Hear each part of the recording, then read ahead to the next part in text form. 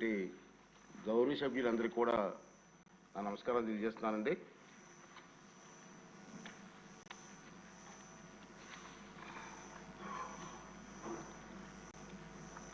గౌరవ ఆర్థిక శాఖ మంత్రులు 2024-25 ఆర్థిక సంవత్సరానికి బడ్జెట్ను సభకు సమర్పించడం ఆరంభించగానే అసెంబ్లీ సిబ్బంది బడ్జెట్ ప్రసంగ తెలుగు ఆంగ్ల వాళ్ళకు కాపీలన్నీ కూడా సభ్యులందరికీ అందజేస్తారు.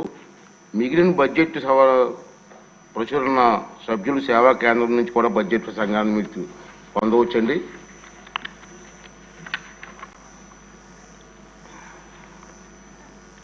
ఇప్పుడు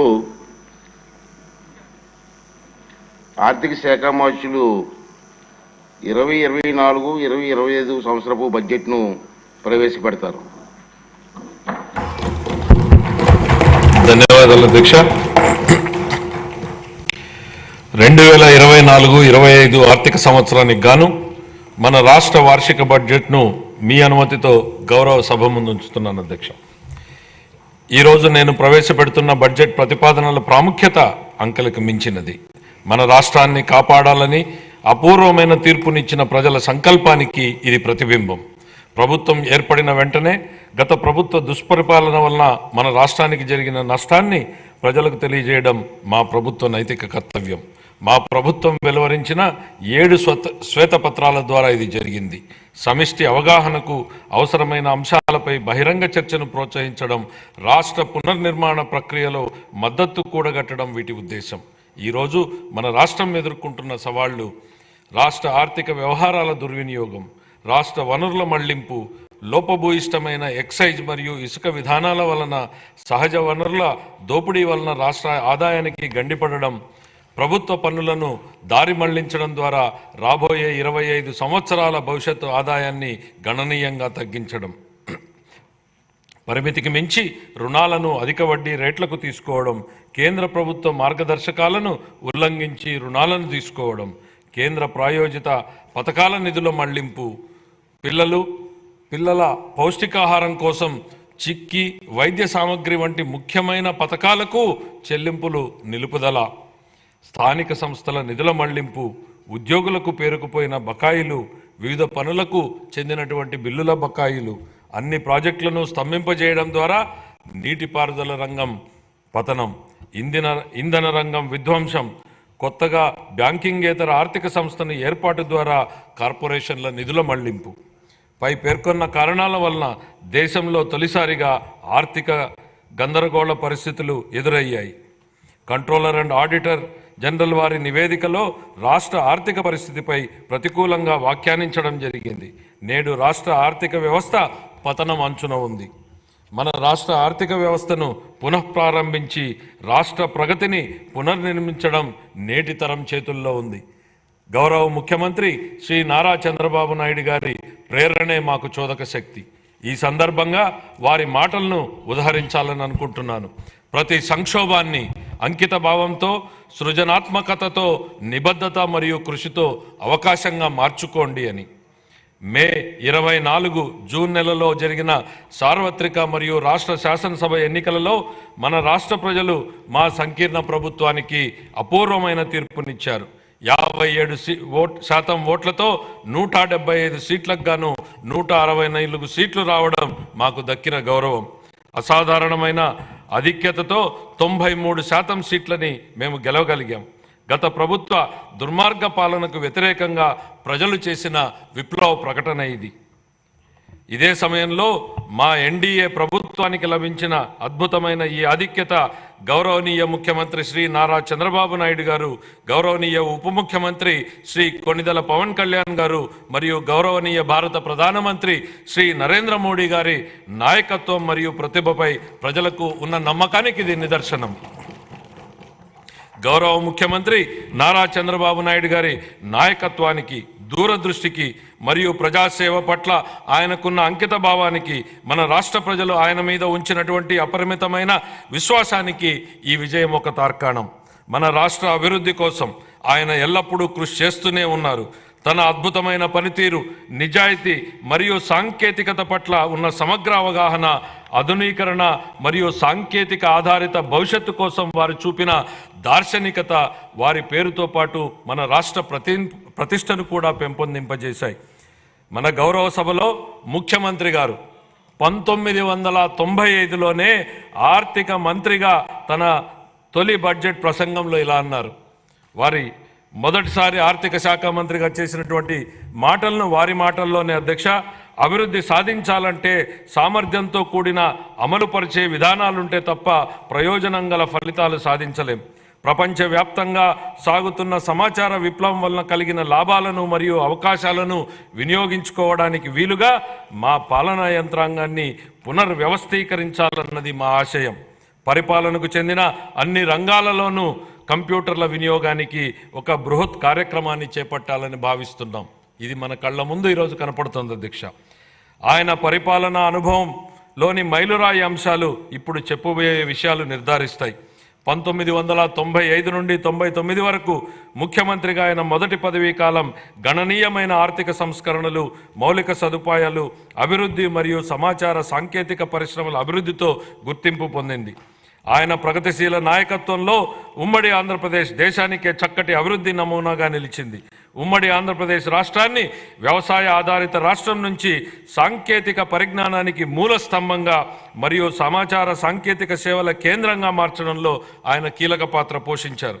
ఆయన చేపట్టిన అనేక విధానాలు మరియు పాలనా కార్యక్రమాలు తర్వాతి కాలంలో జాతీయ విధానాలుగా రూపొందించుకున్నాయి. రేపటి రోజున దేశం చేసే ఆలోచన ఆంధ్రప్రదేశ్ ఈరోజే చేస్తుంది అనే పేరుని తీసుకొచ్చారు. ప్రస్తుతం అభివృద్ధి చెందుతున్న సాఫ్ట్వేర్ పరిశ్రమకు హైదరాబాద్లో ఆనాడే పునాది వేయడం ద్వారా హైదరాబాద్ను ప్రపంచ సాంకేతిక సమాచార పటంలో అగ్రస్థానానికి చేర్చడంలో ఆయన పాత్ర మరువలేనిది. ఇంజనీరింగ్ కళాశాలలు మరియు సమాచార సాంకేతిక రంగాలలో ఆయన చేసిన విధానపరమైన నిర్ణయాలు మన రాష్ట్ర ప్రజలకు ప్రపంచవ్యాప్తంగా అవకాశాలు కల్పించాయి.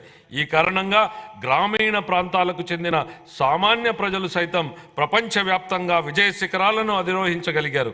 నేడు అమెరికాతో పాటు అనేక ఇతర దేశాలలో ప్రవాసాంధ్రులు అత్యధిక తలసరి ఆదాయం కలిగిన వారుగా స్థిరపడ్డారు. జూన్ 2014 జూన్ నెలలో ఉమ్మడి ఆంధ్రప్రదేశ్ను అన్యాయంగా, అశాస్త్రీయంగా మరియు అప్రజాస్వామికంగా ఒక శాశ్వత రాజధాని లేకుండా విభజించడం వలన రాష్ట్రం సంక్షోభంలో కూరుకుపోయి ఆర్థికంగా నిలదొక్కుకోలేని అవశేష రాష్ట్రంగా ఉండిపోయింది. రాష్ట్ర విభజనను మన ప్రజలపై బలవంతంగా రుద్దారని చెప్పడం ఎంత మాత్రం అతిశయోక్తి కాదు. మన రాష్ట్రాన్ని పునర్నిర్మాణ దిశగా మరియు సుసంపన్న దిశగా తీసుకువచ్చే బాధ్యతను మన నాయకుడు గౌరవ ముఖ్యమంత్రి శ్రీ నారా చంద్రబాబు నాయుడు గారు తన భుజస్కంధాలపైన వేసుకున్నారు. ఆయన పరివర్తనాత్మక నాయకత్వంలో దీర్ఘకాలిక మరియు స్వల్పకాలిక ప్రణాళికలను అమలు చేసి అవశేష రాష్ట్రాన్ని విభజన దుష్ప్రభావం నుండి తప్పించి అభివృద్ధి పథంలో నడిపించారు. 2014 నుంచి 19 వరకు వ్యవసాయం, పరిశ్రమలు, సేవలు, నీటిపారుదల, రోడ్లు, భవనాలు, ఉపాధి కల్పన తదితర రంగాలలో బహుముఖ వ్యూహాన్ని రూపొందించారు. Kia Motors, hero Motors, Asian paints వంటి భారీ పరిశ్రమలను మన రాష్ట్రం ఆకర్షించింది. పట్టిసీమ ఎత్తిపోతల పథకం దేశంలోనే రికార్డు సమయంలో, అనగా కేవలం ఏడాది కాలంలోనే పూర్తి అయిన తొలి నదుల అనుసంధాన ప్రాజెక్టుగా రికార్డు సృష్టించింది. సులభతర వ్యాపార నిర్వహణ ర్యాంకింగ్లో మన రాష్ట్రం మొదటి స్థానం సాధించి 5 ఏళ్లలో అగ్రస్థానంలో నిలిచింది.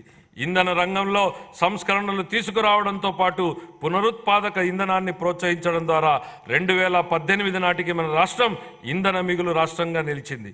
బహుముఖ వ్యూహం ఫలితంగా మన రాష్ట్రం సంక్షేమంతో కూడిన సుస్థిర ఆర్థికాభివృద్ధి పథకంలో పయనించింది. అయితే 2019 తర్వాత జరిగిన పరిణామాలు మన రాష్ట్ర చరిత్రలో ఒక చీకటి దిశగా చెప్పుకోవచ్చు. 2014-19 మధ్య కాలంలో జరిగిన ఆర్థికాభివృద్ధి వృధా అయింది. గత ప్రభుత్వం 2019లో తన పదవీ కాలాన్ని ఎంతో విధ్వంసకర ధోరణితో ప్రారంభించింది. ప్రజావేదికను కూల్చేసింది, విద్యుత్ కొనుగోలు ఒప్పందాలను రద్దు చేసింది, 3 రాజధానుల నమూనాతో ప్రజలను అయోమయానికి గురిచేసింది, పారిశ్రామిక వ్యతిరేక విధానాన్ని అనుసరించింది, పెట్టుబడిదారుల విశ్వాసాన్ని మరియు రాష్ట్ర బ్రాండ్ విలువను దెబ్బతీసింది. నీటిపారుదల రంగాన్ని పూర్తిగా విస్మరించింది. కేంద్ర ప్రభుత్వ అభిప్రాయానికి విరుద్ధంగా కార్యనిర్వాహక సంస్థను మార్చడం ద్వారా పోలవరం ప్రాజెక్టు నిర్మాణాన్ని నిలిపేసింది. ఈ చర్యల వల్ల డయాఫ్రమ్ గోడకు నష్టం కలిగి ప్రాజెక్టు జాప్యానికి దారితీసింది. పన్నులు చెల్లిస్తూ మరియు ఉపాధి కల్పిస్తూ రాష్ట్రాభివృద్ధికి దోహదపడే పరిశ్రమలు మన రాష్ట్రాన్ని వదిలి వెళ్ళిపోయాయి. ఈ చర్యలు పెట్టుబడిదారులను మరియు ప్రపంచ ఆర్థిక సంస్థలను రాష్ట్రంలో స్థిరమైన పెట్టుబడులు పెట్టనివ్వకుండా చేశాయి. ఫలితంగా మన రాష్ట్రం ఆర్థిక పరిస్థితి విచ్ఛిన్నమైంది. ఈ సందర్భంగా కౌటిల్యుడి మాటలను ఒకసారి గుర్తు చేసుకుందాం. సంపదకు మూలం ఆర్థిక కార్యకలాపాలే. అవి లేకపోవడం వనరుల సమీకరణకు ఇబ్బందులు తెచ్చిపెడుతుంది. ఫలవంతమైన ఆర్థిక కార్యకలాపాలు లేకపోతే ప్రస్తుత శ్రేయస్సు మరియు భవిష్యత్ రెండూ నాశనమయ్యే ప్రమాదం ఉంది. ద్రవ్యం చలామణిలో ఉన్నప్పుడే ఆర్థిక వ్యవస్థలో సంపద సృష్టి జరుగుతుంది. ఇది జరగాలంటే ప్రాజెక్టుల అమలు తప్పనిసరి.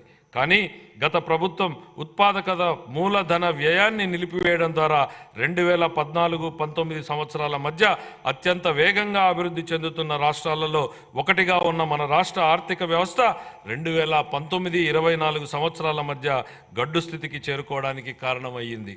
గత ప్రభుత్వం రాష్ట్ర వనరుల దుర్వినియోగం మరియు నిధులను పక్కదారి పట్టించడం వంటి చర్యలతో పేలవమైన పాలన చేయడం జరిగింది. కేంద్ర ప్రాయోజిత పథకాలను నిధులను మళ్లించడమే కాక అందుకు సరిపోయే రాష్ట్ర వాటాను కూడా విడుదల చేయలేదు. కార్పొరేషన్ల నిధుల మళ్లింపు, రాష్ట్ర ఆర్థిక వ్యవహారాల దుర్వినియోగం వంటి చర్యలు అధిక రుణభారానికి దారితీశాయి. ప్రభుత్వ ఆస్తులను తాకట్టు పెట్టడం, స్థానిక సంస్థల నిధుల మళ్లింపు వంటి చర్యలకు పాల్పడడంతో పాటు బిల్లుల చెల్లింపు కోసం ప్రభుత్వానికి వ్యతిరేకంగా వాద్యాలు వేయడం వలన గుత్తేదారులకు నమ్మకం లోపించి ప్రభుత్వంపై విశ్వాసం సన్నగిల్లింది. గత ప్రభుత్వం అధికారం నుండి వైదొలిగే నాటికి మన రాష్ట్ర ఆర్థిక వ్యవస్థ పతనమంచున ఉంది. ఉద్యోగులకు గాను 21,980 కోట్ల రూపాయల బకాయిలు, కేంద్ర ప్రాయోజిత పథకాలకు 4,657 కోట్ల రూపాయల బకాయిలతో సహా మొత్తం 1,35,224 కోట్ల రూపాయలు బకాయిలు ఉన్నాయని శ్వేతపత్రంలో ఇప్పటికే పేర్కొన్నాం. ఇవన్నీ గత ప్రభుత్వ దుష్పరిపాలనకు, వైఫల్యానికి నిదర్శనం. 2019-24 సంవత్సరాల మధ్యకాలంలో నెలకొన్న పరిస్థితి చూస్తే మన రాష్ట్రం పటిష్టమైన ఆర్థిక సూత్రాలతో నడిచిందా, లేక వ్యక్తిగత ప్రయోజనాల కోసం లాభాపేక్షతో ఒక ప్రైవేటు సంస్థలాగా నడిచిందా అనే ప్రశ్న ఉత్పన్నమవుతుంది. గత ప్రభుత్వం ప్రజా సంక్షేమాన్ని పక్కన పెట్టి కేవలం ప్రైవేటు లాభం అనే భావనతోనే నడిచింది. సహజ వనరులను కొల్లగొట్టడం, సహజ ఖనిజాల అక్రమ తవ్వకాలతో రాష్ట్ర ఖజానాకు ఆదాయం నష్టం కలిగించడం, వ్యక్తిగత ప్రయోజనాల కోసం ఉద్దేశపూర్వకంగా ఇసుక మరియు ఎక్సైజ్ విధానాలను రూపొందించడం జరిగింది. ఈ చర్యల వలన ఒకవైపు రాష్ట్ర ఆర్థిక వ్యవస్థ క్షీణించగా, మరొక వైపు అధిక పన్నులు మరియు దుష్పరిపాలన కారణంగా ప్రజల కష్టాలు మరింత పెరిగాయి. గత ప్రభుత్వం ప్రజాస్వామిక గొంతులను అణిచివేయడం మరియు ప్రజాస్వామ్య వ్యవస్థలను దెబ్బతీయడం వంటి కక్ష సాధింపు చర్యలకు పాల్పడింది. గత ప్రభుత్వ దుష్పరిపాలనకు వ్యతిరేకంగా వివేకవంతమైన ప్రజాస్వామిక నిర్ణయం తీసుకుని మరొకసారి రాష్ట్ర చరిత్రగతిని సవ్య దిశగా మార్చిన మన రాష్ట్ర ప్రజలకు కృతజ్ఞతలు తెలియజేసుకుంటున్నాం. మన రాష్ట్ర ప్రజలు విఘ్నతతో ఇచ్చిన తీర్పు 2024లో ఎన్డీఏ కూటమి తిరిగి అధికారంలోకి వచ్చేందుకు దోహదపడింది. శ్రీ నారా చంద్రబాబు నాయుడు గారు నేడు రెట్టించిన ఉత్సాహంతో మరియు దృఢ సంకల్పంతో ఉన్నారు. స్వర్ణాంధ్రప్రదేశ్ విజన్కు 2024 సంవత్సరం ఒక మైలురాయి వంటిది. మా ప్రభుత్వం ఎన్ని సవాళ్లు ఎదురైనా ఇచ్చిన హామీలను నెరవేర్చడానికి గౌరవ ముఖ్యమంత్రి గారి నాయకత్వంలో కృషి చేస్తుంది. ఈరోజు నేను ప్రవేశపెడుతున్న బడ్జెట్ ప్రతిపాదనలు రాష్ట్ర ఆర్థిక నేపథ్యాన్ని దృష్టిలో ఉంచుకుని మరియు ఆర్థిక పునరుజ్జీవనమే లక్ష్యంగా మరియు సంపదను సృష్టించే విధంగా ఆర్థిక చక్రాన్ని పునఃప్రారంభించాలనే ఉద్దేశంతో రూపొందించబడినవి. అన్ని శాఖలకు కేటాయింపులు ప్రతిపాదించే ముందు మా ప్రభుత్వానికి మార్గదర్శిగా నిలిచిన స్వర్గీయ ఎన్టీ రామారావు గారి మాటలను నేను గుర్తు చేసుకోవాలనుకుంటున్నాను. సమాజమే దేవాలయం, ప్రజలే దేవుళ్ళు. వ్యవసాయం మరియు అనుబంధ రంగాలు. ఈ సందర్భంగా నాకు తెలుగు పునరుజ్జీవనోద్యమ పితామహుడిగా పేరు పొందిన కందుకూరి వీరేశలింగం గారి ఆలోచనలు గుర్తుకొస్తున్నాయి. వ్యవసాయం చేసే చేతులకు మనం సాయం అందించాలి, అదే దేశ సౌభాగ్యానికి మార్గం. మా ప్రభుత్వానికి వ్యవసాయ రంగ అభివృద్ధి మరియు రైతుల సంక్షేమమే అత్యంత ప్రాధాన్యం. మా వ్యవసాయ శాఖ మంత్రి గారు 2024-25 వ్యవసాయ బడ్జెట్ను ప్రవేశపెట్టేటప్పుడు వ్యవసాయ అభివృద్ధికి మా ప్రభుత్వం చేపట్టిన విధానాలను పూర్తిగా వివరిస్తారు. సూపర్ 6 హామీలలో భాగంగా మా ప్రభుత్వం అన్నదాత సుఖీభవ ప్రధానమంత్రి కిసాన్ పథకం ద్వారా అర్హులైన రైతులకు పెట్టుబడి సాయం ప్రకటించింది. మా ప్రభుత్వం రైతుల సమగ్రాభివృద్ధికి పొలం పిలుస్తోంది. వడ్డీ లేని రుణాలు, భూసార కార్డుల పంపిణీ, వ్యవసాయ పనిముట్ల సరఫరా, భూసార పరీక్షల ప్రయోగశాలలు, పొలంబడి వంటి పథకాలను అమలు చేస్తోంది. 2024-25 ఆర్థిక సంవత్సరం రబీ కాలం నుండి పంటల బీమా పథకాన్ని సవరించడం మరియు స్వచ్ఛంద నమూనాన్ని అవలంబించడం వలన రైతులు వారి వ్యక్తిగత అవసరాల ఆధారంగా ఈ పథకాలలో పాల్గొనే స్వేచ్ఛను, వెసులుబాటును కల్పించడం జరిగింది. గ్రామీణ ఆర్థిక వ్యవస్థ స్థూల విలువను పెంచడంలో పశుసంవర్ధక రంగం కీలక పాత్ర పోషిస్తుంది. పశు సంపద మరియు కోళ్ల పెంపకం మన రాష్ట్రం దేశంలోనే 2వ స్థానంలో ఉంది. మన రాష్ట్రం గుడ్ల ఉత్పత్తిలో మొదటి స్థానంలోనూ, మాంసం ఉత్పత్తిలో 4వ స్థానంలోనూ, పాల ఉత్పత్తిలో 5వ స్థానంలోనూ ఉంది. వివిధ పథకాల కింద పశువులకు ఆశ్రయం, గ్రాసం మరియు వైద్య సహాయం అందించడం ద్వారా పశు సంపదను పెంచుతూ పశువులకు రక్షణ మరియు సంరక్షణ కల్పించాలని మా ప్రభుత్వం తీర్మానించుకుంది.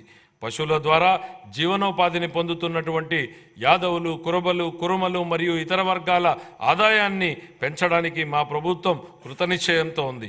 పశు బీమా పథకాన్ని అమలు చేయడం ద్వారా ప్రభుత్వం ఈ వర్గాల జీవనోపాధికి రక్షణ కల్పిస్తోంది. సాంప్రదాయ మత్స్యకారుల చేపల చెరువులను లీజుకు తీసుకోకుండా గత ప్రభుత్వం ఉత్తర్వులను జారీ చేసింది. దశాబ్దాలుగా చేపల చెరువులపై ఆధారపడి జీవనం సాగిస్తున్న మత్స్యకారుల ప్రయోజనాలను పరిరక్షించడానికి మా ప్రభుత్వం ఆ ఉత్తర్వులను ఉపసంహరించింది. 23,000 చేపలకు వేటకు అనువైన బోట్లకు మా ప్రభుత్వం రాయితీపై డీజిల్ను అందిస్తోంది. వ్యవసాయ మరియు అనుబంధ రంగాలను ప్రోత్సహించడంలోనూ గ్రామీణ ప్రాంతాల అభివృద్ధిలోనూ సహకార రంగం కీలక పాత్రను పోషించే సామర్థ్యాన్ని కలిగి ఉంది. ప్రాథమిక వ్యవసాయ పరపతి సంఘాలను కంప్యూటరీకరణ చేయడం ద్వారా బలోపేతం చేసి రైతులకు ఆర్థిక సమీకరణను పెంచడం జరుగుతుంది. 2024-25 ఆర్థిక సంవత్సరంలో వ్యవసాయ మరియు అనుబంధ రంగాలకు 11,855 కోట్ల రూపాయల కేటాయింపును ప్రతిపాదిస్తున్నాను. సంక్షేమం. మన గౌరవ ముఖ్యమంత్రి గారు సంక్షేమం గురించి ఇలా అంటుంటారు: ప్రజలు ఎల్లప్పుడూ సంక్షేమం మరియు అభివృద్ధి, సుపరిపాలనను కోరుకుంటారు. వాటిని అందిస్తున్నంత కాలం ప్రజలు మనతోనే ఉంటారు. సంక్షేమం మరియు అభివృద్ధిని సమతుల్యం చేయాలనే విశ్వాసం 3 దశాబ్దాల కింద 1995లో ఉమ్మడి ఆంధ్రప్రదేశ్ రాష్ట్ర ఆర్థిక మంత్రిగా ఆయన చేసిన తొలి బడ్జెట్ ప్రసంగం నుంచే మనకు స్పష్టమవుతుంది అధ్యక్ష. ఆయన మాటల్లోనే, స్థూలంగా చెప్పాలంటే మా ప్రభుత్వ ప్రధాన ఆశయం పేదరిక నిర్మూలన, బడుగుల సంక్షేమమే మా పరమావధి. పేదల సంక్షేమానికే మా ప్రభుత్వం సర్వదా అంకితం. అంత మాత్రాన రాష్ట్ర సర్వతోముఖాభివృద్ధి కుంటుపడనిస్తామని అనుకోవద్దు. ఆ పని ఎప్పటికీ జరగదు. నిధుల కొరత కారణంగా ఏ అభివృద్ధి కార్యక్రమం కుంటుపడరాదన్నది మా ధ్యేయం. అలా కుంటుపడకుండా కృషి చేస్తాం. విద్యాభివృద్ధి, సామాజిక ఆర్థికాభివృద్ధి, సంక్షేమం మరియు హక్కుల పరిరక్షణ కోసం వివిధ పథకాలను అమలు చేయడం ద్వారా అన్ని సామాజిక వర్గాల అభివృద్ధికి మా ప్రభుత్వం కట్టుబడి ఉంది. సంక్షేమానికి పెద్దపీట వేస్తూ స్వర్ణాంధ్ర 2047 దిశగా మేనిఫెస్టోలో ఇచ్చిన హామీలకు అనుగుణంగా మా ప్రభుత్వం ఎన్నో పథకాలను రూపొందిస్తోంది. మేనిఫెస్టోలో ఇచ్చిన హామీ మేరకు అధికారం చేపట్టిన వెంటనే సామాజిక భద్రత పెన్షన్ను 3,000 రూపాయల నుండి 4,000కు పెంచడం జరిగింది. ఎన్టీఆర్ భరోసా పెన్షన్ పథకం ద్వారా 64,38,000 మంది పెన్షన్దారులకు నెలకు 4,000 నుండి 15,000 రూపాయల వరకు పెన్షన్లు అందుతున్నాయి. మా ప్రభుత్వం అధికారంలోకి వచ్చిన మొదటి నెలలోనే ఎన్టీఆర్ భరోసా పథకం కింద 4,400 కోట్ల రూపాయలు, అలాగే 24 జూన్ నుండి ఇప్పటి వరకు మొత్తం 15,218 కోట్ల రూపాయలు విడుదల చేయబడ్డాయి. కళాశాలల నుండి ధృవపత్రాలు పొందేందుకు విద్యార్థులకు ఇబ్బందులు తలెత్తకుండా ఉండేందుకు మెట్రిక్ అనంతర ఉపకార వేతనాలను నేరుగా కళాశాల ఖాతాలలోకే విడుదల చేస్తోంది. గత ప్రభుత్వం మిగిల్చిన పెండింగ్ ఫీజు రీయింబర్స్మెంట్ బకాయిలను కూడా దశల వారీగా విడుదల చేసేందుకు ప్రయత్నాలు జరుగుతున్నాయి. మా ప్రభుత్వ పథకాలు మాలదాసరి, మాదిగ, రెల్లి, అరుంధతీయ మరియు ఇతర షెడ్యూల్డ్ కులాల వర్గాలకు మేలు చేస్తాయి. రజకులు, దూదేకులు, నాయీ బ్రాహ్మణుల వంటి సాంప్రదాయ వృత్తి సమూహకాలకు ఆధునిక వృత్తి పద్ధతుల ద్వారా వారి జీవనోపాధిని పెంపొందించడానికి ఆర్థిక సహాయం అందించాలని ప్రతిపాదించబడింది. సాంప్రదాయకంగా నైపుణ్యం కలిగిన నేత కార్మికులకు వారి నైపుణ్యాలను మెరుగుపరచడానికి వీలుగా ఆర్థిక సహాయం కూడా అందించడం జరుగుతోంది. మా ప్రభుత్వ పథకాలు వడ్డెర, వాల్మీకి, గౌడ, కళింగ, గవర, పద్మశాలి, బెస్త, సగర, ఉప్పర వంటి వెనుకబడినటువంటి తరగతులకు లబ్ధి చేకూరుస్తాయి. షెడ్యూల్ తెగల కుటుంబాలకు సాధికారతకు మా ప్రభుత్వం పూర్తిగా కట్టుబడి ఉంది. గిరిజన వర్గాల సంక్షేమం కోసం పోస్ట్ మెట్రిక్ ఉపకార వేతనాలు, ఆర్టీఎఫ్, ఎంటీఎఫ్, అంబేద్కర్ విద్యానిధి మొదలైన ముఖ్య పథకాలను అమలు చేయడం జరుగుతోంది. గిరిజన ప్రాంతాలలో మౌలిక సదుపాయాల అంతరాలను పూడ్చడంతో పాటు నాణ్యమైన విద్య, పౌష్టికాహారం మరియు ఆరోగ్య సంరక్షణ మరియు గిరిజన వర్గాల ఆర్థికాభివృద్ధిపై కూడా మా ప్రభుత్వం ప్రత్యేక దృష్టిని సారించనుంది. వివిధ పథకాల ద్వారా అల్పసంఖ్యాక వర్గాలకు ఆర్థిక కార్యకలాపాలలోనూ మరియు ఉపాధి కల్పించడంలోనూ సమాన భాగస్వామ్యం లభించేలా మా ప్రభుత్వం చూస్తోంది. వారి విదేశీ విద్యకు, అలాగే ఇమాంలకు, మౌజంలకు మరియు పాస్టర్లకు ప్రోత్సాహకాలు ఇవ్వాలని ప్రతిపాదించడం జరిగింది. 2024-25 ఆర్థిక సంవత్సరంలో షెడ్యూల్డ్ కులాల కాంపోనెంట్కు 18,497 కోట్ల రూపాయలు, షెడ్యూల్డ్ తెగల కాంపోనెంట్కు 7,557 కోట్ల రూపాయలు, వెనుకబడిన తరగతుల కాంపోనెంట్కు 39,007 కోట్ల రూపాయలు, అల్పసంఖ్యాక వర్గాల సంక్షేమానికి 4,376 కోట్ల రూపాయల్ని కేటాయించాలని నేను ప్రతిపాదిస్తున్నాను. మహిళా అభివృద్ధి మరియు శిశు సంక్షేమం. డాక్టర్ బిఆర్ అంబేద్కర్ గారు మహిళా సాధికారత ప్రాముఖ్యతను నొక్కి ఇలా అన్నారు: మహిళలు సాధించిన పురోగతి స్థాయిని బట్టి నేను సమాజం యొక్క పురోగతిని కొలుస్తాను అని. గౌరవనీయులైన ముఖ్యమంత్రి గారు కూడా ఈ ఆలోచనను గట్టిగా విశ్వసిస్తారు. ఆయన నాయకత్వంలో 1990వ దశకంలోనే మన రాష్ట్రం స్వయం సహాయక బృందాల ఉద్యమంలో దేశంగా అగ్రగామిగా నిలిచింది. పొదుపు చేయడంతో పాటు మహిళల వ్యవస్థాపక శక్తి పెరుగుతుందని, ఫలితంగా స్వయం ఉపాధి మాత్రమే కాకుండా సాధికారత కూడా లభిస్తుందని వారిది దృఢ విశ్వాసం. విస్తృత స్థాయిలో ఒక ఉద్యమంలాగా జరుగుతున్న కార్యకలాపాలకు నాటి ప్రభుత్వ సహకారం లభించడం వలన రాష్ట్రంలోని స్వయం సహాయక సంఘాలకు విశేష ఆదరణ దక్కింది. దీనివల్ల మన రాష్ట్రం దేశానికే ఆదర్శంగా నిలిచింది. మన రాష్ట్రంలో 10 లక్షలకు పైగా స్వయం సహాయక సంఘాలు ఉన్నాయి. గర్భిణులు, బాలింతలు మరియు 6 ఏళ్లలోపు పిల్లలకు పౌష్టికాహార స్థితిని మెరుగుపరిచేందుకు మా ప్రభుత్వం అనేక వినూత్న చర్యలు తీసుకుంటోంది. 26 జిల్లాల్లోని 55,607 అంగన్వాడీ కేంద్రాల ద్వారా సమీకృత శిశు అభివృద్ధి సేవలను మా ప్రభుత్వం అందిస్తోంది. పౌష్టికాహార లోపం మరియు రక్తహీనతల నివారణకు బాల సంజీవని సప్లిమెంటరీ పౌష్టికాహార కార్యక్రమాన్ని అమలు చేయడం జరుగుతుంది. ఈ సరుకులన్నింటినీ టేక్ హోమ్ రేషన్ రూపంలో అందించడం జరుగుతుంది. సూపర్ 6 వాగ్దానాలను నెరవేర్చే దిశగా మా ప్రభుత్వం దీపం 2 పథకాన్ని ప్రారంభించి సంవత్సరానికి 3 ఎల్పిజి సిలిండర్లను ఉచితంగా అందిస్తోంది. 2024లో మొదటి ఉచిత సిలిండర్ పంపిణీ కోసం 895 కోట్లను విడుదల చేయడం జరిగింది. ఇందులో భాగంగా ఇప్పటికే 5 లక్షల మందికి పైగా లబ్ధిదారులు రాయితీ సొమ్ము అందింది.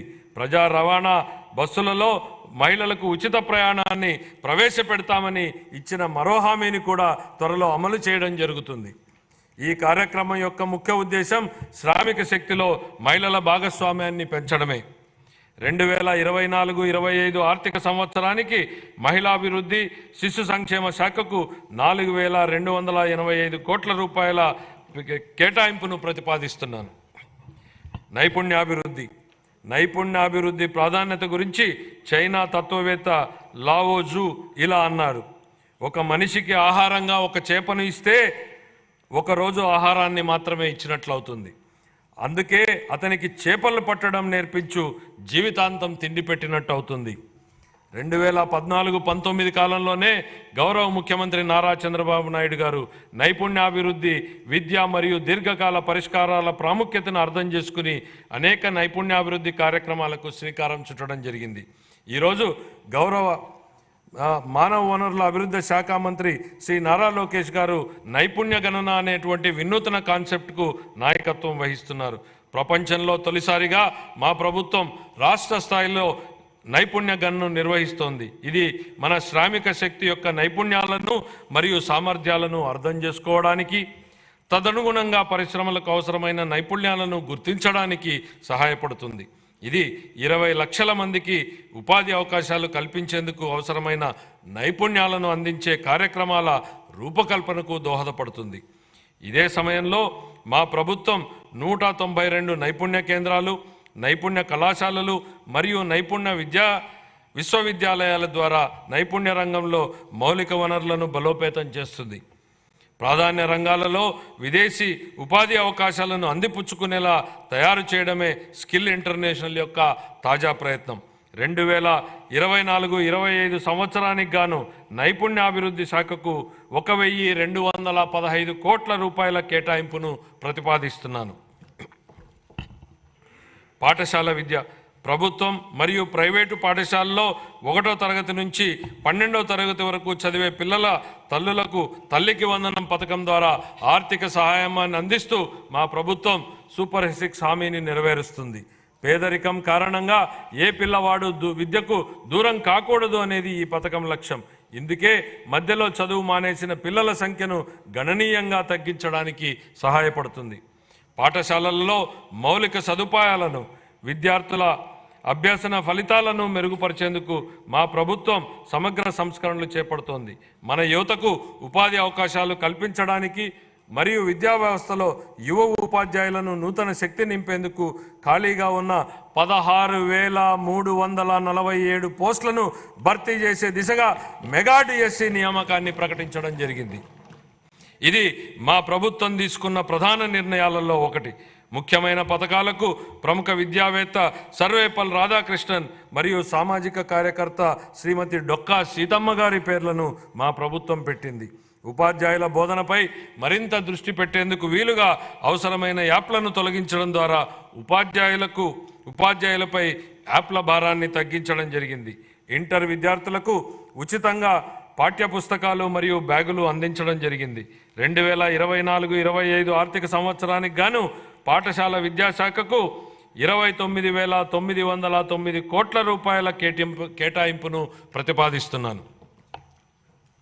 ఉన్నత విద్య. స్వర్ణాంధ్ర విజన్ 2047లో భాగంగా మా ప్రభుత్వం రాష్ట్రంలోని అన్ని విశ్వవిద్యాలయాలను బలోపేతం చేయడానికి, ఖాళీగా ఉన్న పోస్టులను భర్తీ చేయడానికి జాతీయ సంస్థాగత స్థాయి చట్రంలో అత్యున్నత స్థాయి విశ్వవిద్యాలయాలుగా అవతరించడానికి చొరవ తీసుకుంటోంది. అమరావతి, తిరుపతి మరియు విశాఖపట్నంలో కనీసం 3 విజ్ఞాన నగరాలను ఏర్పాటు చేయాలని మా ప్రభుత్వం లక్ష్యంగా పెట్టుకుంది. నాణ్యమైన విద్యకు అత్యంత నైపుణ్యం కలిగిన అధ్యాపకులు అవసరమని గుర్తించి వచ్చే 3 ఏళ్లలో 18,000 మంది అధ్యాపకులకు శిక్షణాభివృద్ధి కార్యక్రమాలను ప్రతిపాదించడం జరిగింది. 2024 డిసెంబర్ నుండి 2.5 లక్షల మందికి పైగా విద్యార్థులకు వృత్తి శిక్షణను సులభతరం చేయడానికి NASSCOM, future skills, edu skills, sales force, Microsoft వంటి ప్రతిష్టాత్మక సంస్థలతో మా ప్రభుత్వం అవగాహన ఒప్పందాలను కుదుర్చుకుంది. సమాచార సాంకేతిక మరియు ఆధారిత రంగాలు, బ్యాంకింగ్, ఆర్థిక సేవలు, బీమా సేవలు, వనరులను సమకూర్చే సేవలు, చిల్లర వర్తకము మరియు ఆరోగ్య సంరక్షణ వంటి వివిధ రంగాలలో 5,000 రూపాయల నుండి 15,000 రూపాయల మధ్య వేతనాన్ని అందించే అప్రెంటిస్షిప్తో కూడిన డిగ్రీ విద్యను మా ప్రభుత్వం ప్రవేశపెట్టింది. 2024 ఆర్థిక సంవత్సరానికి గాను ఉన్నత విద్యాశాఖకు 2,326 కోట్ల రూపాయల కేటాయింపును ప్రతిపాదిస్తున్నాను. ఆరోగ్య సంరక్షణ. పౌరులకు సరసమైన మరియు నాణ్యమైన ఆరోగ్య సంరక్షణ సేవలను సకాలంలో అందించడం మా ప్రభుత్వం యొక్క మొదటి ప్రాధాన్యత. అందరికీ ఆరోగ్యం లక్ష్యంగా మా ప్రభుత్వం ఆరోగ్య రంగంలో సమగ్ర సంస్కరణలు చేపడుతోంది. హృదయ సంబంధ వ్యాధులు పెరుగుతున్న దృష్ట్యా అవసరమైన పరికరాలు మరియు మానవ వనరుల శిక్షణ అందించడం ద్వారా స్టెమీ ప్రోగ్రాంని ప్రారంభించాలని యోచిస్తున్నాం. రాష్ట్ర వ్యాప్తంగా సమగ్ర క్యాన్సర్ స్క్రీనింగ్ కార్యక్రమాన్ని ప్రారంభించడం ద్వారా క్యాన్సర్ కేసులను గుర్తించి వైద్య కళాశాలల్లో వైద్యం కోసం చేరే సౌకర్యాన్ని కల్పించింది. పాఠశాల ఆరోగ్య కార్యక్రమం కింద అంగన్వాడీ పిల్లలకు మరియు 18 సంవత్సరాల లోపు ఉన్న పాఠశాల విద్యార్థులకు పుట్టుకతో వచ్చిన లోపాలు, పోషకాల లోపం వలన వచ్చేటువంటి వ్యాధులు, మందకొడి అభివృద్ధి మరియు వైకల్యం అనే 4 లోపాలను గుర్తించడం కోసం పరీక్షలు చేయబడుతున్నాయి. రాష్ట్రంలో ప్రాథమిక ఆరోగ్య కేంద్రాల నుంచి సాధారణ ఆసుపత్రుల వరకు అన్ని రకాల వైద్య సదుపాయాలను మెరుగుపరచడం జరుగుతుంది. మా ప్రభుత్వం డాక్టర్ ఎన్టీఆర్ వైద్య సేవా ట్రస్ట్ వంటి ప్రతిష్టాత్మక కార్యక్రమాలు, 108 మరియు 104 ఆరోగ్య సేవల పునరుద్ధరణ మరియు జాతీయ ఆరోగ్య మిషన్ కింద కుటుంబ సంక్షేమ కార్యక్రమాలను సమగ్రంగా అమలు చేయడం జరుగుతుంది. మాతా శిశు సంరక్షణలో జాతీయ సగటు కంటే మన రాష్ట్ర సగటు మెరుగ్గా ఉంది. తల్లులు మరియు పిల్లల శ్రేయస్సును పెంచే కార్యక్రమాలను అమలు చేయడం ద్వారా దీన్ని మరింత మెరుగుపరచడానికి చర్యలు తీసుకుంటున్నాం. 2024-25 ఆర్థిక సంవత్సరానికి కానీ వైద్య ఆరోగ్య శాఖ కోసం 18,421 కోట్ల రూపాయల కేటాయింపును ప్రతిపాదిస్తున్నాను. పంచాయతీరాజ్ మరియు గ్రామీణాభివృద్ధి. మహాత్మా గాంధీ ఇలా అన్నారు, భారతదేశ ఆత్మ గ్రామాలలో ఉంటుంది అని. గౌరవనీయ ఉప ముఖ్యమంత్రి శ్రీ కొణిదెల పవన్ కళ్యాణ్ గారి సమర్థ నాయకత్వంలో స్థానిక స్వపరిపాలన నిజమైన స్ఫూర్తితో ప్రోత్సహించడం ద్వారా పంచాయతీరాజ్ వ్యవస్థకు పూర్వవైభవం తీసుకురావడానికి ఇప్పటికే మా ప్రభుత్వం చాలా కార్యక్రమాలు చేపట్టింది. ప్రణాళిక ప్రక్రియలో భాగంగా అన్ని గ్రామ పంచాయతీల క్రియాశీలక భాగస్వామ్యంతో ఉపాధి హామీ పథకం ఆమోదం కోసం ఆగస్టు 23న ఒకే రోజులో 13,326 గ్రామాలలో పంచాయతీలలో ప్రత్యేక గ్రామ సభలు నిర్వహించడం అనేది ఒక ప్రపంచ రికార్డు. మన రాష్ట్రంలోని అన్ని గ్రామాలలో సిమెంట్ రహదారులను ప్రారంభించడంతో కార్యాచరణ ప్రణాళిక అమలు ప్రారంభమైంది. స్వాతంత్ర దినోత్సవం మరియు గణతంత్ర దినోత్సవాల నిర్వహణ ఖర్చుల క్రితం చిన్న పంచాయతీలకు 100 రూపాయల నుండి 10,000 రూపాయలకు, పెద్ద పంచాయతీలకు 250 రూపాయల నుండి 25,000 రూపాయలకు పెంచి సర్పంచుల ఆత్మగౌరవాన్ని పునరుద్ధరించడం జరిగింది. స్వర్ణ పంచాయతీల కార్యక్రమం కింద పంచాయతీల అభివృద్ధికి ప్రభుత్వం దార్శనిక ప్రణాళికను చేపట్టింది. 2024 మార్చి నుండి పంచాయతీరాజ్ సంస్థలకు రావాల్సిన 15వ ఆర్థిక సంఘం నిధులను 998 కోట్ల రూపాయలను ప్రభుత్వం 24 ఆగస్టు నెలలో విడుదల చేయడం జరిగింది. గ్రామీణ పేదలకు సుస్థిర జీవనోపాధిని అందించడానికి మరియు గ్రామీణ ప్రాంతాలలో మన్నికైన ఆస్తులు సృష్టించడానికి మా ప్రభుత్వం మహాత్మా గాంధీ జాతీయ గ్రామీణ ఉపాధి హామీ పథకం కింద 16 శాఖల సమన్వయంతో వివిధ వినూత్న కార్యక్రమాలని అమలు చేస్తోంది. 2024-25 సంవత్సరంలో ఇప్పటి వరకు 1.2 మిలియన్లకు పైగా కుటుంబాలకు 100 రోజుల వేతన ఉపాధిని పొందాయి.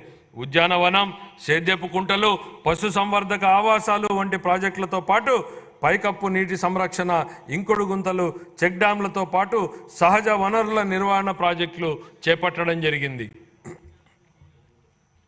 గ్రామీణ ప్రాంతాలలో ప్రతి పేద కుటుంబాన్ని పేదరికం నుండి బయటపడేట్లు చేసేందుకు మా ప్రభుత్వం కట్టుబడి ఉంది. ప్రధానమంత్రి ఉపాధి కల్పన కార్యక్రమం, ప్రధానమంత్రి సూక్ష్మ ఆహార సంస్థల అధికారీకరణ, ప్రధానమంత్రి స్వనిధి పథకం మరియు ప్రధానమంత్రి విశ్వకర్మ వంటి వివిధ కేంద్ర ప్రభుత్వ రాయితీ పథకాలతో అనుసంధానం చేయడం ద్వారా స్వయం సహాయక బృంద సభ్యుల జీవనోపాధికి మా ప్రభుత్వం కార్యక్రమాల మద్దతును ఇస్తున్నాయి. ఈ వినూత్న కార్యక్రమాల అమలు ద్వారా స్వయం సహాయక బృంద సభ్యులు ఆదాయాన్ని పెంచడంతో పాటు అనధికార ఉపాధి అవకాశాలను పెంచడం కూడా మా ప్రభుత్వం లక్ష్యంగా పెట్టుకుంది.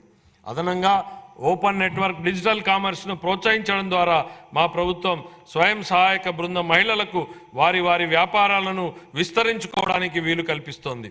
వారి ఉత్పత్తులను మార్కెట్లకు చేర్చడానికి విస్తృతంగా అవకాశాలను కల్పిస్తూ మరియు వారి అమ్మకాల సామర్థ్యాన్ని మెరుగుపరచడంలో ఇది వారికి ఉపయోగపడుతుంది. ఈ వ్యూహాత్మక విధానంలో ఆర్థిక సహాయం, నైపుణ్యాభివృద్ధి మరియు డిజిటల్ అవుట్రీచ్ల మిళితం అవడం వలన స్వయం సహాయక బృంద సభ్యులు స్థిరమైన ఆదాయాభివృద్ధిని పెంచుకోగలుగుతారు. ఆంధ్రప్రదేశ్ గ్రామీణ రహదారుల అనుసంధాన ప్రాజెక్టు ద్వారా 1574 పనులను పూర్తి చేయడం జరిగింది. ఈ ప్రాజెక్టు 2134 ఆవాసాలను 2855 కిలోమీటర్ల రహదారులతో కలుపుతుంది. అదనంగా 164 రహదారులు మరియు వంతెనల ప్రాజెక్టులు కూడా కొనసాగుతున్నాయి. 2024 ఆర్థిక సంవత్సరానికి గాను పంచాయతీరాజ్ గ్రామీణాభివృద్ధి శాఖకు 16,739 కోట్ల రూపాయల కేటాయింపును ప్రతిపాదిస్తున్నాను. పట్టణాభివృద్ధి. గత ప్రభుత్వ హయాంలో పట్టణ ప్రాంతాలు తీవ్ర నిర్లక్ష్యానికి గురయ్యాయి. రాష్ట్ర వ్యాప్తంగా పురపాలక సంఘాలలో పారిశుద్ధ్యం లోపించింది మరియు వ్యర్థాల నిర్వహణ లోపం వలన టన్నుల కొద్దీ వ్యర్థాలు మరియు పూడిక పేరుకుపోయాయి. మా ప్రభుత్వం ప్రణాళికాబద్ధంగా సుస్థిర పట్టణాభివృద్ధికి కట్టుబడి ఉంది. విశాఖపట్నం, కాకినాడ, విజయవాడ, గుంటూరు, తిరుపతి, కర్నూలు తదితర ప్రధాన నగరాలను అభివృద్ధి చేయనున్నాం. 50,000 నుంచి 99,999 మంది జనాభా ఉన్ని రెండో తరగతి పట్టణాలకు భౌగోళిక సమాచారక వ్యవస్థ GIS ఆధారిత బృహత్తర ప్రణాళికలను రూపకల్పనకు శ్రీకారం చుట్టడం జరిగింది. అమృత్ 2 కింద జలవనరుల పునరుద్ధరణ, మురుగునీటిని శుద్ధి చేసి తిరిగి వినియోగించుకోవడం, వర్షపు నీటి సంరక్షణతో పాటు ప్రజలందరికీ సురక్షిత నీటిని సరఫరా చేయాలని మా ప్రభుత్వం భావిస్తోంది. అన్ని పట్టణ ప్రాంతాలలో పట్టణ మౌలిక సదుపాయాలు మరియు అత్యవసర సేవలకు సేవా స్థాయి ప్రమాణాలను సాధించడానికి ప్రణాళికలు రూపొందించబడ్డాయి. 5 ఏళ్లుగా కనుమరుగైన రాష్ట్ర కళల రాజధాని అమరావతి నేడు రూపుదిద్దుకుంటోంది. ప్రపంచ స్థాయిలోనే అత్యుత్తమ మౌలిక సదుపాయాలు, పెట్టుబడులు మరియు ఉద్యోగాలకు ప్రపంచ స్థాయి గమ్యస్థానంగా అమరావతి మారబోతోంది. అత్యంత నివాసయోగ్యమైన, సమర్థవంతమైన మరియు సుస్థిరమైన హరిత నగరంగా అమరావతిని తీర్చిదిద్దేందుకు మా ప్రభుత్వ ప్రణాళికలు దోహదపడ్డాయి. రాజధాని నగరంలో మౌలిక సదుపాయాలు అభివృద్ధి చేయడానికి మా ప్రభుత్వం కేంద్ర ప్రభుత్వం ద్వారా బహుళ పాక్షిక నిధుల సంస్థల నుండి 15,000 కోట్ల రూపాయల నిధులను పొందడం జరిగింది. పట్టణ ప్రాంతంలో నివసిస్తున్న నిరుపేదలకు సరసమైన ధరలకు ఆహారాన్ని అందించడంతో మా ప్రభుత్వం మొత్తం 123 పట్టణ ప్రాంతాల పరిధిలో 204 అన్నా క్యాంటీన్లను ఏర్పాటు చేయడం జరిగింది. గ్రామీణ ప్రాంతాల్లో కూడా 158 అన్నా క్యాంటీన్లను ఏర్పాటు చేయడానికి ప్రణాళికలు సిద్ధం చేయడం జరిగింది. 2024-25 ఆర్థిక సంవత్సరానికి పురపాలక పట్టణాభివృద్ధి శాఖకు 11,490 కోట్ల రూపాయల కేటాయింపును ప్రతిపాదిస్తున్నాను.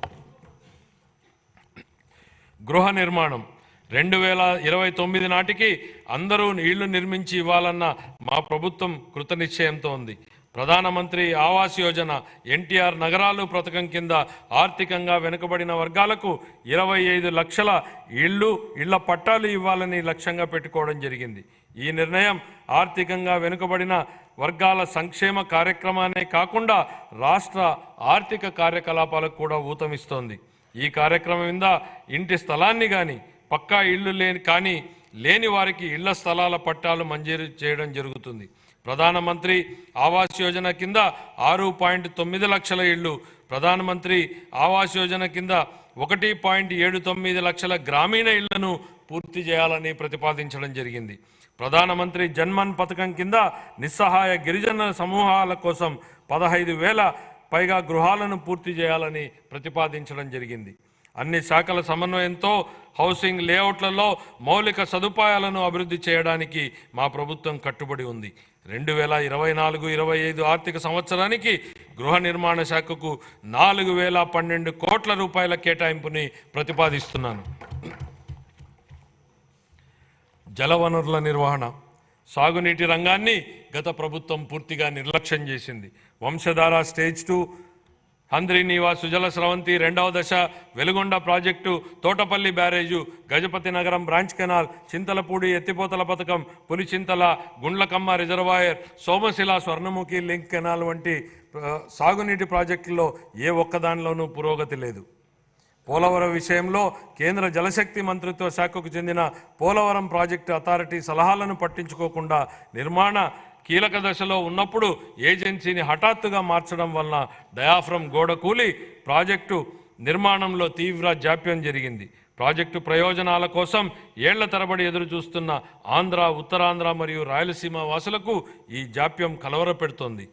మా ప్రభుత్వం సాగునీటి రంగానికి అధిక ప్రాధాన్యతనిస్తూ ప్రతి పొలానికి నీటిని తీసుకెళ్లాలనే లక్ష్యంతో సమగ్ర నూతన జల విధానాన్ని రూపొందించడం జరుగుతోంది. రాష్ట్రాన్ని కరువు రహిత రాష్ట్రంగా తీర్చిదిద్ది త్రాగు మరియు సాగు మరియు పారిశ్రామిక అవసరాలకు నీటి భద్రతను కల్పించేందుకు కార్యాచరణ ప్రణాళికలు రూపొందించడం జరిగింది. పోలవరం జాతీయ నీటిపారుదల ప్రాజెక్టును త్వరితగతిన పూర్తి చేయడం మా ప్రభుత్వ మొదటి ప్రాధాన్యత. చింతలపూడి ఎత్తిపోతల పథకం, బొడ్డేపల్లి రాజగోపాలరావు వంశధార ప్రాజెక్టు రెండవ దశ, Poola Subbaiah Veligonda project, Handri Neeva Sujala Sravanthi project, Tungabhadra high level canal వ్యవస్థ మెరుగుదల, చిన్న నీటి పారుదల, వాటర్ షెడ్, భూగర్భ జలాల నిర్వహణతో సహా నిర్మాణంలో ఉన్న అన్ని ప్రాజెక్టులను పూర్తి చేసేందుకు మా ప్రాజెక్టు కట్టుబడి ఉంది. వీటితో పాటు అదనంగా భవనాసి చెరువు మార్పిడి ప్రాజెక్టును మరియు మహేంద్ర తనయ ఆఫ్షోర్ ప్రాజెక్టును చేపట్టాలని మా ప్రభుత్వం భావిస్తోంది. గోదావరి, పెన్నా, నాగావళి, వంశధార నదులను అనుసంధానం చేయడం ద్వారా రాష్ట్ర వ్యాప్తంగా నీటి భద్రతను కల్పించాలని భావిస్తోంది. 2024-25 ఆర్థిక సంవత్సరానికి జలవనరుల శాఖకు 16,705 కోట్ల రూపాయల కేటాయింపును ప్రతిపాదిస్తున్నాను. పరిశ్రమలు మరియు వాణిజ్యం, పారిశ్రామిక అభివృద్ధికి అనువైన వాతావరణాన్ని కల్పించడంపై మా ప్రభుత్వం దృష్టి సారించింది. పెట్టుబడిదారులను మరియు ఔత్సాహిక పారిశ్రామికవేత్తలను ప్రోత్సహించి తద్వారా వివిధ రంగాలకు ఉపాధిని కల్పించే దిశగా నూతన విధానాలను రూపొందించడం జరిగింది. మా ప్రభుత్వం ఆంధ్రప్రదేశ్ పారిశ్రామిక వృద్ధి పాలసీ 4 తీసుకురావడం జరిగింది.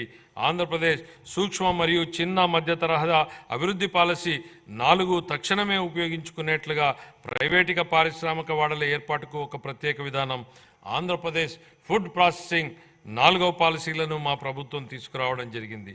ఈ విధానాలలో పోటీతత్వ ప్రోత్సాహక పద్ధతిని ప్రవేశపెట్టగా దీనికి పారిశ్రామిక రంగం నుండి సానుకూల స్పందన వచ్చింది. మన రాష్ట్రాన్ని పెట్టుబడుల గమ్యస్థానంగా మార్చేందుకు పెట్టుబడిదారులలో మా ప్రభుత్వం మళ్లీ ఆసక్తిని పెంచింది.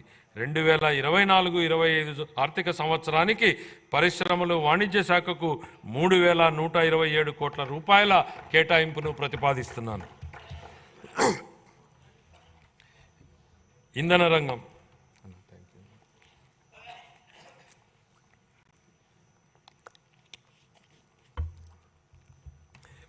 గత ప్రభుత్వ విధ్వంస చర్యల ఫలితంగానే ఇంధన రంగం నాశనమైంది.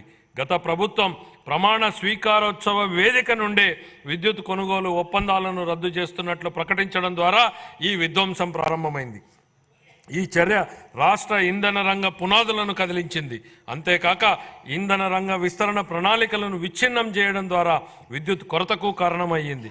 తత్ఫలితంగా అధిక ధరలతో విద్యుత్తును కొనుగోలు చేయాల్సి వచ్చింది. అంతిమంగా గత ప్రభుత్వాల తప్పిదాల వల్ల నేడు వినియోగదారులకు ట్రూ అప్ ఛార్జీల పేరుతో విద్యుత్ కోసం అధిక ధరకు చెల్లించాల్సి వస్తోంది. ఈ నష్టాన్ని పూడ్చడానికి వినియోగదారులకు తక్కువ ఖర్చుతో వారంలో అన్ని రోజులు 24 గంటల పాటు నిరంతరాయమైన నాణ్యమైన విద్యుత్తును సరఫరా చేయడానికి మా ప్రభుత్వం కట్టుబడి ఉంది.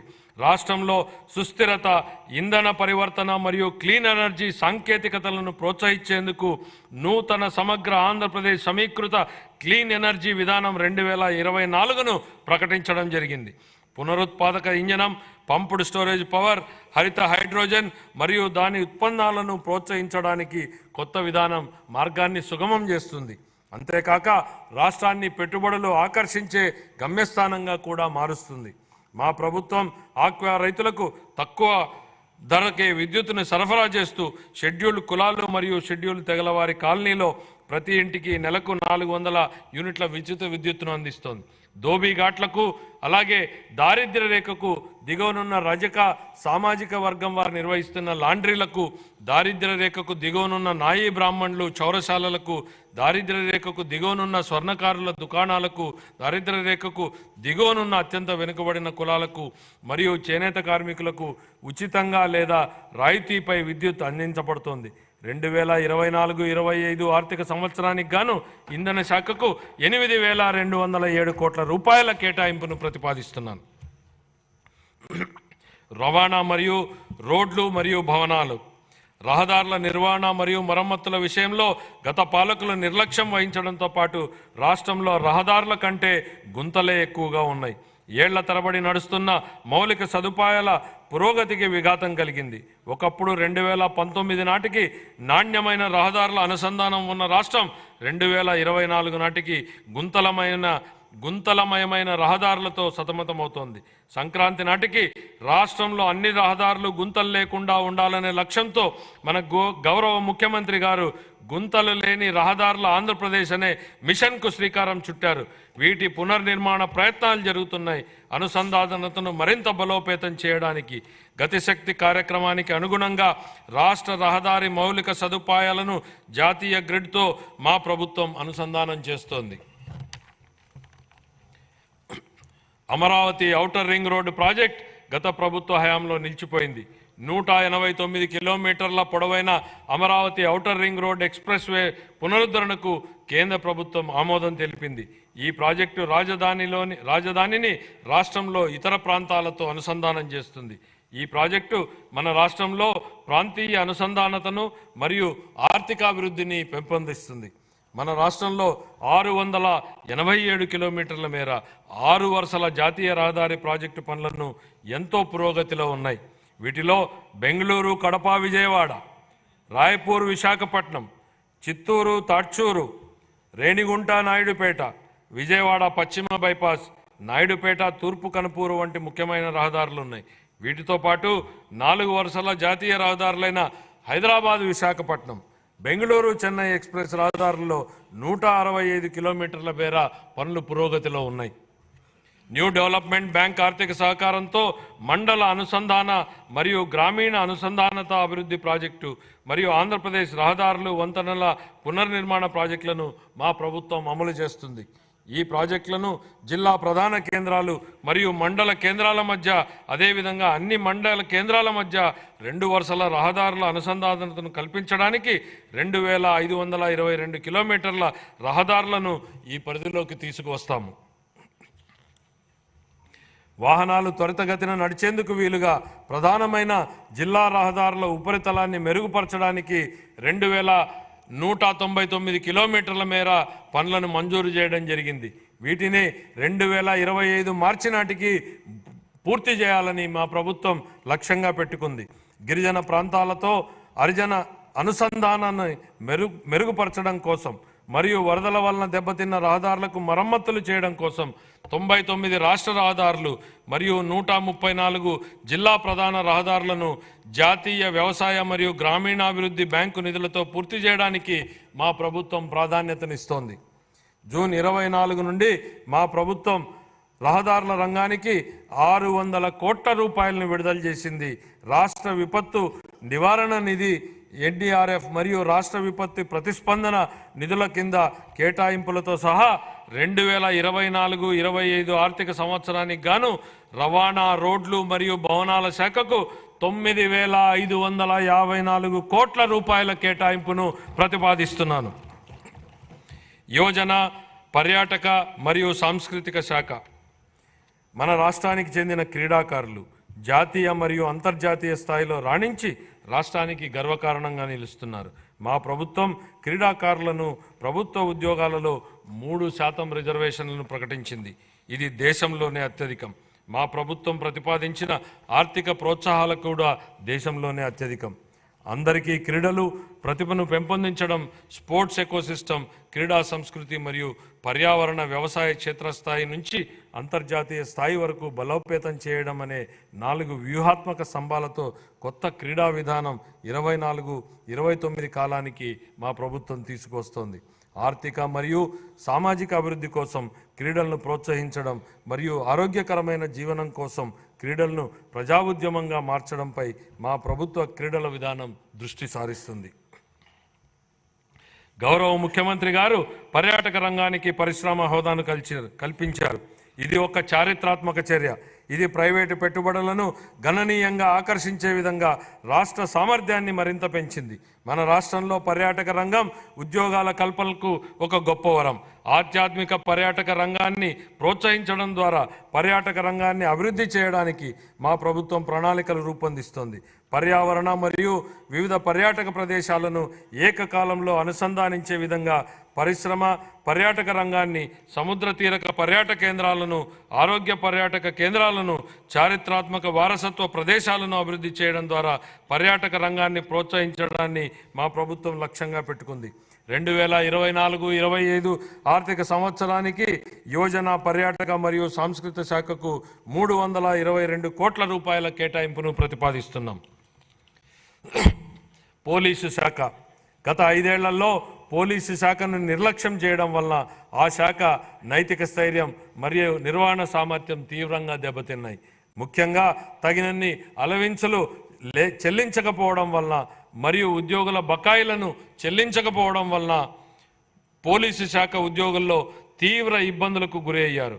వాహనాల లభ్యత తక్కువగా ఉండడం, గస్తీ వాహనాలకు నిర్వహణ లేకపోవడం మరియు పోలీసు బలగాలను తక్కువ వనరులతో నడిపించడం వలన వారు ఎంతో ఒత్తిడికి లోనయ్యారు.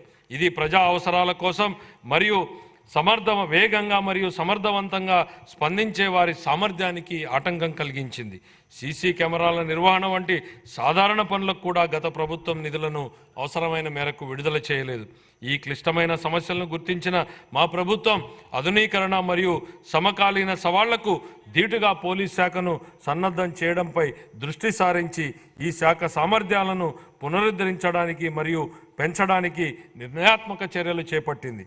నూతన వాహనాలు మరియు అధునాతన పరికరాల కొనుగోలుకు, మౌలిక వసతుల కల్పనకు, పోలీసు బలగాల ఆధునీకరణకు మా ప్రభుత్వం 62 కోట్ల రూపాయల నిధులను ఇప్పటికే విడుదల చేసింది.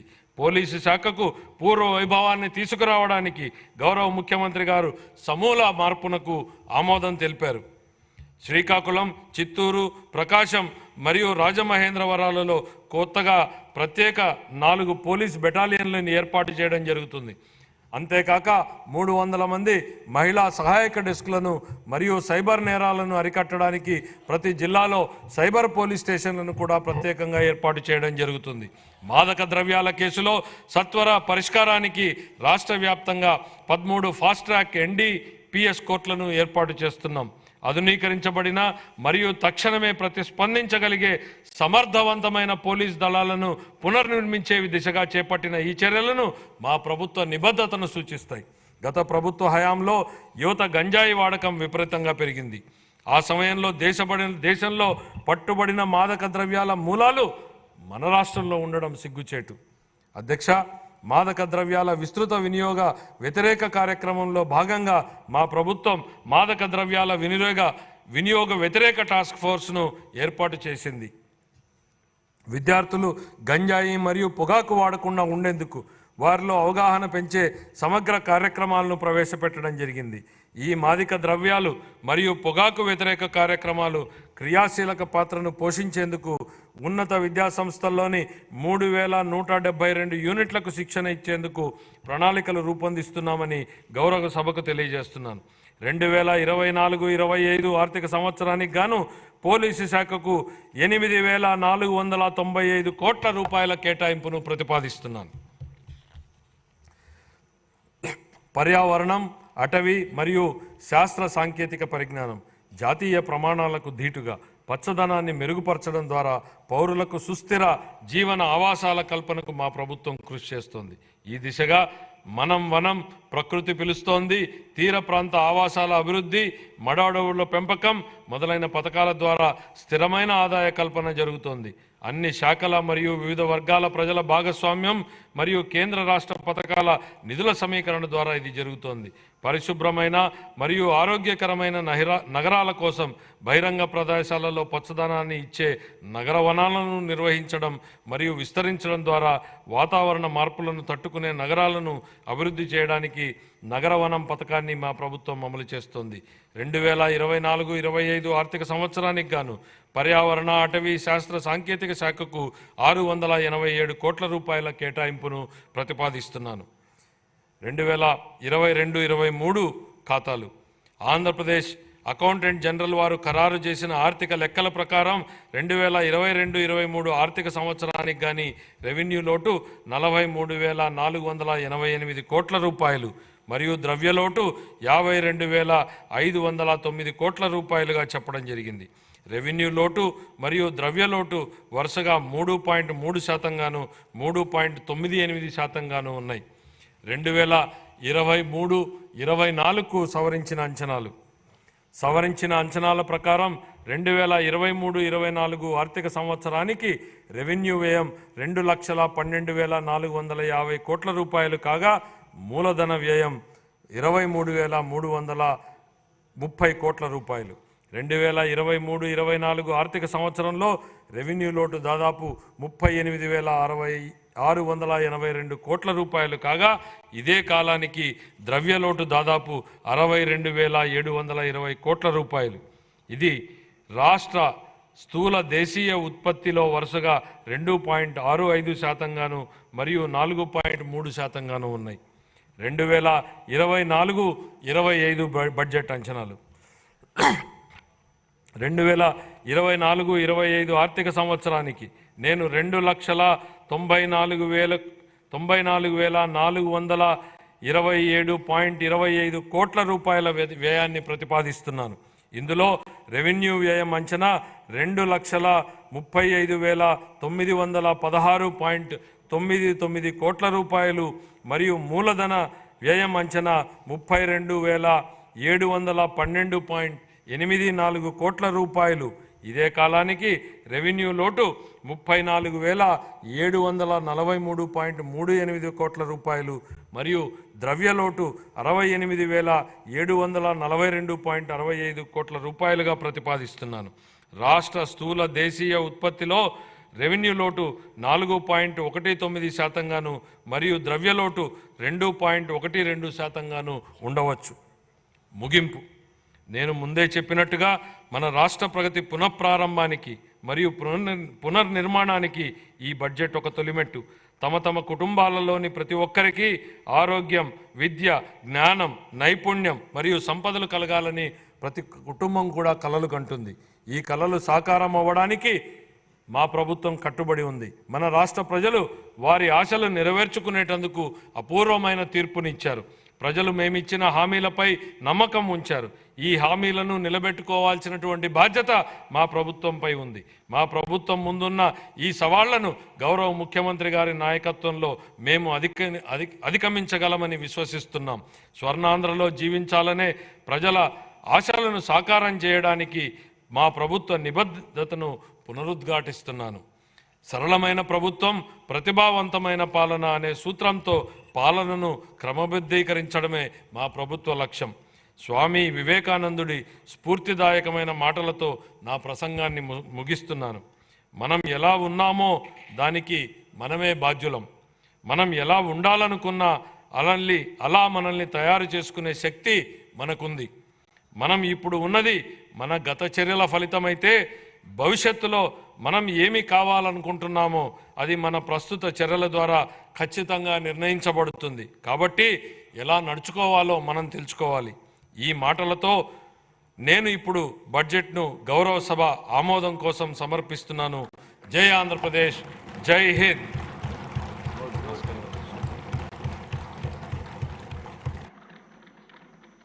ఓకే అండి. నెక్స్ట్ గౌరవ వ్యవసాయ శాఖ మంత్రి